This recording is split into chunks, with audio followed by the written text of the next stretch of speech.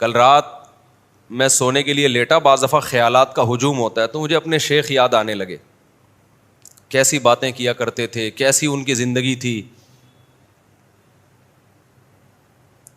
تو میں یہ سوچ رہا تھا کہ اگر ہم نے ان بزرگ کو نہ دیکھا ہوتا, اپنے شیخ مفتی رشید احمد صاحب کو نہ دیکھا ہوتا, تو دنیا کی محبت کا گٹر کہتے کس کو ہیں یہ ہماری سمجھ میں آتا ہی نہیں. یہ چیزیں بیانات سے تھوڑی آتی ہیں.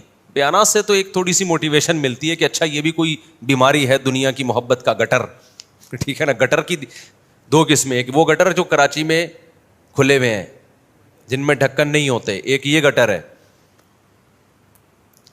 اور جو گٹر دنیا کی محبت کا انسان کے دل میں ہوتا ہے نا, اس میں بھی ڈھکن نہیں ہوتا, کسی بھی وقت وہ ابلنا شروع کر دیتا ہے. سمجھتے ہو کہ نہیں سمجھتے ہو؟ وہ کسی بھی وقت ابلنا شروع کر دیتا ہے. ایک اور بڑے نیک آدمی, اب پرانا قصہ ہو گیا تو وہ اب وہ نہیں سمجھیں گے کہ میری بات ہو رہی ہے. بعض دفعہ میں قصہ اتنے عرصے کے بعد سناتا ہوں, وہ تو بہت پرانا جاتا ہے, لیکن نیا نیا قصہ سنانے میں حرج یہ ہوتا ہے کہ وہ سمجھ جاتے ہیں میری بات ہو رہی ہے. اور صاحب بڑے نیک, بڑے دیندار, یہ سب میں باتیں کر رہا ہوں جو گیٹ اپ سے اور نماز روزے سے آپ ان کا تقویٰ دیکھو گے, آپ بولو گے بھائی تقوی کی بلندیوں پہ یہ بندہ پہنچا ہوا ہے. میں بیت ہونے لگا تھا, اتنے نیک, مجھے لگا کہ یہ بہت ہی بڑے نیک بزرگ ہیں. جوان تھا وہ, اتنے یعنی ایجڈ نہیں ہے. میرے پاس آئے کہ اچھا میرے بیانات بھی بہت سنتے, میرے پاس آئے مفتی صاحب ہمارے 2 بچے ہیں, اب پریگنینسی ہو گئی ہے بیگم کو, میں بہت ٹینشن میں ہوں. میں نے کہا ٹینشن کیا؟ یہب لمن یشاء اناثا, اللہ کہتے ہیں میں جس کو چاہوں بیٹیاں گفٹ دیتا ہوں اور جس کو چاہوں بیٹے گفٹ. تو گفٹ پہ کس کو ٹینشن ہوتی ہے؟ اچھا میرا خیال تھا وہ یہ بات کریں گے بیگم کی صحت خراب ہے, ڈاکٹر نے سختی سے منع کیا, اتنی صحت خراب ہے اب مرنے کا خطرہ ہے یا اور کوئی اور بیماری کا خطرہ ہے, یہ بات کریں گے. یا یہ کہیں گے کہ جی وہ سنبھالنے والا گھر میں کوئی نہیں ہے, 1 سال کے وقفے سے 2 آ گئے تو فوراً تیسرا آئے گا, تو بیگم ذرا لگژری لائف اسٹائل کی عادی ہے, ٹھیک ہے نا, وہ بہت ہی یعنی کمزور طبیعت کی ہے, اس سے بچے نہیں سنبھلتے, تو گھر میں لڑائی ہوگی, بچے نہیں سنبھلیں گے. میں نے کہا یا تو یہ کہیں گے تو میں کہوں گا نہیں اللہ سے ہم دعا کرتے ہیں انشاءاللہ وغیرہ وغیرہ, اور سمجھائیں گے. یا صحت کا ایشو ہے تو بھائی ڈاکٹر سے رابطہ کرو. جب اس نے یہ کہا نا مصعب میری آمدن پہلے ہی اتنی ہے, میں کیسے پالوں گا, جب یہ الفاظ کہے ہیں نا تو میری کھوپڑی گھوم گئی. بہت بہت افسوس ہوا, بہت افسوس. یہ بات وہ نہیں کر رہا جس کے گھر میں کھانے کو روٹی نہیں ہے, یہ بات وہ کر رہا ہے جس کا ذاتی گھر ہے کروڑوں روپے کا. یہ بات وہ کر رہا ہے جس کی ذاتی گاڑی ہے, 0 میٹر کار خریدی اس نے اپنے لیے. میں نے کہا حضرت صحیح فرمایا کرتے تھے گیٹ اپ پہ مت جاؤ, اس سے تو وہ اچھا ہے یار. ایک ٹماٹر والا بھی کینو مالٹے بیچتا تھا, میں نیو کراچی میں تھا نا, تو اس وقت میں زیادہ مشہور نہیں تھا, تمیز سے گھوم لیا کرتا تھا. اب تو میں کہیں نکلتا ہوں مجھے ایسا لگتا ہے کوئی بندہ آ رہا ہے نا تو اس کے سر پہ سینگے مجھے آ کے ٹکر مارے گا وہ, مجھے میں اللہ معاف فرمائے ایسا کہنا نہیں چاہیے, فینز ہیں یہ سارے فینز ہیں, لیکن مجھے لگتا ہے کہ یہ ابھی آئے گا مجھے, تو میں ادھر سے نکلتا ہوں ایسا ڈاچ دے کے چلتا رہتا ہوں میں. اب تو یہاں نہیں کھڑا ہو سکتا میں اپنی مرغیوں کے پاس. 4 آدمی نا یہ مسجد کی جالیوں سے پکڑ کے یوں کھڑے ہوئے ہوتے ہیں, مجھے دیکھ رہے ہوتے ہیں, جیسے حاضری نہیں آتی جیل میں, حاضری آئی ہوئی ہے. ادھر کا ہم دروازہ بند کر دیتے ہیں بھائی وہاں سے ادھر کسی کو نہ آنے دو, تو پھر مسجد کے گرل میں یوں کھڑے ہو جاتے ہیں یوں کر. اب میں اپنا کام کر رہا ہوں, میں مرغیوں کو دانہ ڈال رہا ہوں, میں بکری کا دودھ نکال رہا ہوں, کھڑے ہو کے دیکھ رہے ہیں. تو عجیب سا لگتا ہے نا انسان کو, یار کیوں مجھے گھور گھور کے. پھر میں ان کو بلا لیتا ہوں, آ جاؤ یار سلام دعا کرو, پتلی گلی سے نکلو, کھڑے نہیں ہو یہاں. تو پھر پتہ چلا یہ جو بھی مشہور ہوتا ہے اس بیچارے کے ساتھ یہی ہوتا ہے. فیملی کے ساتھ کہیں نہیں جا سکتا آدمی, گاڑی روک روک کے بھی لوگ گاڑی میں کہیں جا رہے ہو نا آگے سے روک لیں گے, اتر سیلفی ادھر چلو. مجھے لگتا ہے بندوق نہ نکال لے سیلفی دے. تو یہ اللہ تعالیٰ نے چونکہ ہمارے عیبوں پہ پردہ ڈالا ہوا ہے, تو اس لیے تھوڑی بہت عزت ہو گئی ہے. باقی مخالفین بھی بہت ہیں, طنز بھی بہت کر رہے ہوتے ہیں. کہیں جا رہے ہو نا ایسے طنز بھپتی, وہ نہیں بھپتیاں, جو مخالفین ہیں وہ ایسے بھپتیاں کس رہے ہوتے ہیں, طنز کر رہے ہوتے ہیں. اگرچہ وہ طنز کرنے والوں کا ریشو بہت کم ہے, لیکن طنز تو ایک بھی آپ کو پتہ ہے وہ سب پہ بھاری ہوتا ہے. تو میں لوگوں سے کہتا ہوں, ایک دفعہ جہاز میں جا رہا تھا, ایک صاحب بیٹھے ہوئے, ایک نوجوان, اس نے مجھ پہ طنز کیا نا, یہ وہی ہے, اس طرح کی کوئی اوٹ پٹانگ سی بات کی. میں جا کے پیچھے بیٹھ گیا, تو ہمارے ساتھ دوست تھے. میں نے کہا اچھا ہے, ایسے لوگوں سے آدمی بیلنس, بہت زیادہ عزت ہو نا انسان کی ہر جگہ, تو وہ اپنی اوقات بعض دفعہ بھول جاتا ہے. میں نے کہا اچھا اس طرح کے بھی لوگ ہیں, تو جو عزت وہاں سے ملتی ہے, تھوڑی سی بےزتی ہوئی تو بیلنس ہو گیا, ٹھیک ہے. تھوڑی عزت ملی یہاں سے, تھوڑی بےزتی ہوئی تو کیا ہو گیا, بیلنس ہو گیا. تو میں اس کو بھی کوشش کرتا ہوں انجوائے کرنے کی. ایسا نہ ہو آپ انجوائے مجھے جان جان کے کرانا شروع کر دیں. اچھا خیر, گارڈ آنے کے بعد تھوڑا مسئلہ کنٹرول میں آیا ہے. پہلے تو ایسے گھسیٹ رہے ہوتے, ادھر آؤ, ایسے گھسیٹ رہے ہوتے تھے. اچھا خیر, تو بات کیا چل رہی تھی, تو میں یہ بتا رہا تھا کہ اب دیکھو اتنی بڑی گاڑی, اتنا اچھا گھر,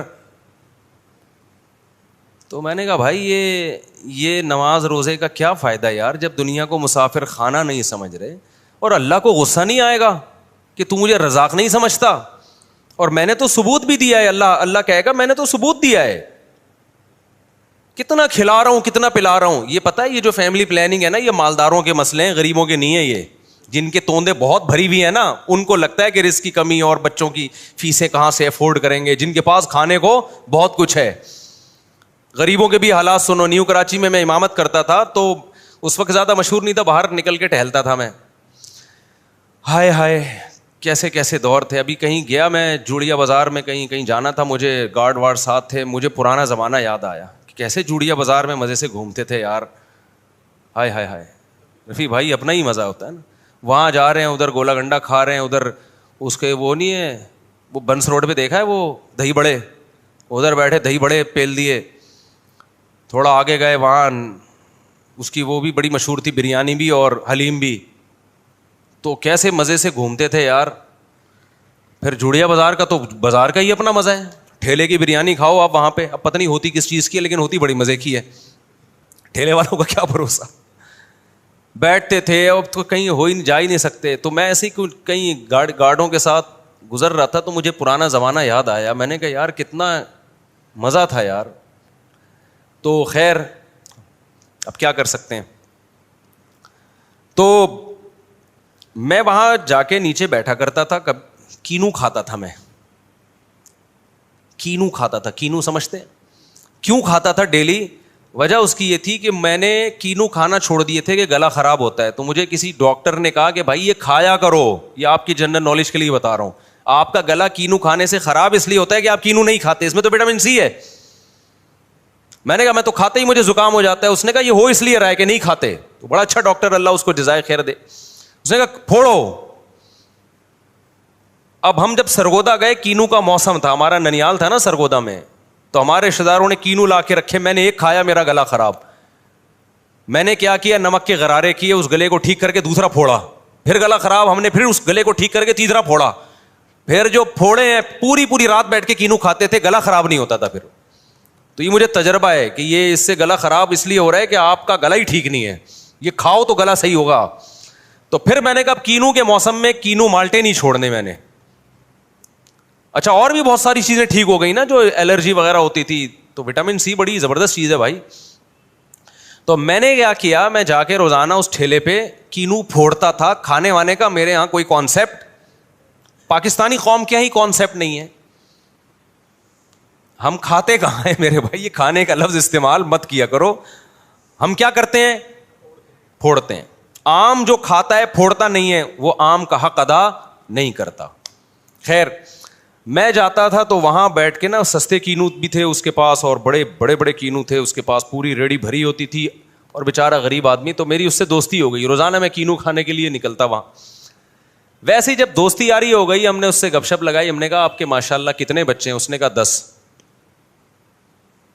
میں نے کہا یار اور کوئی کاروبار آپ کا؟ کہہ رہے بس یہ ریڑھی لگاتا ہوں اور کوئی بزنس نہیں ہے. میں نے کہا 10 کو کھلا لیتے ہو؟ کہہ رہے اللہ کا فضل ہے, آپ ہمارے گھر آ کے دیکھو, اللہ نے بڑی برکت دی ہے.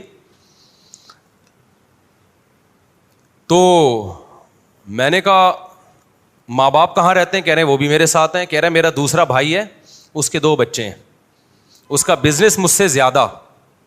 بچے کتنے؟ 2. اور بوڑھے ماں باپ کو بھی اس نے نہیں رکھا کیونکہ مہنگائی کا دور ہے بقول اس کے, تو وہ کس نے رکھے ہیں؟ کہہ رہے وہ بھی میں نے رکھے ہیں. نہ وہ میری کتاب جانتا تھا, نہ وہ اس نے میرے بیانات کبھی سنے تھے اس موضوع پر. سمجھ رہے ہو؟ اتنا خوش, دے دنادن بیچ رہا ہے, نہیں جیسے نہیں کینو والے چیخ رہے ہوتے آ جاؤ لے لو لے لو. کراچی میں ایک اسٹائل ہے نا. تو میں اس کو دیکھ رہا ہوں, اس کے چہرے پہ خوشی کے آثار. کہہ رہا ہم نے تو اپنے ابا اماں کو بھی رکھا ہوا ہے.